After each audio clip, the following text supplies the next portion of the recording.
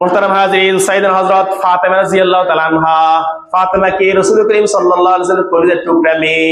হযরত ফাতেমা রাদিয়াল্লাহু তাআলা আনহা উনি একদিন এশার নামাজের পরে তাহাজ্জুদের নিয়তে 2 রাকাত নামাজের জন্য দাঁড়ায় গেছেন। কয় রাকাত?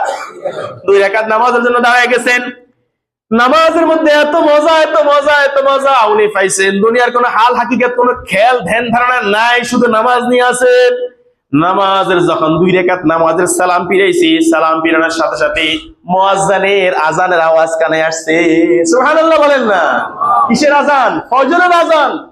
ফজরের আজানের আওয়াজ কানে আসছে। আসার পরে আবার ফাতেমা রাদিয়াল্লাহু তাআলা বলতেছে, আল্লাহ, রাত্রি এত ছোট কেন? 2 রাকাত নামাজে রাত্রি শেষ হয়ে গেছে। সুবহানাল্লাহ বলেন না? রাত্রি এত ছোট কেন? 2 রাকাত নামাজের রাত্রি শেষ। আল্লাহ। আর আমাদের মহিলারা তাহাজ্জুদ থাক দূরের কথা, 5 ওয়াক্ত নামাজেরই খবর নাই। কি বলেন, সত্য না অসত্য? আল্লাহ বুঝার তৌফিক দান করো।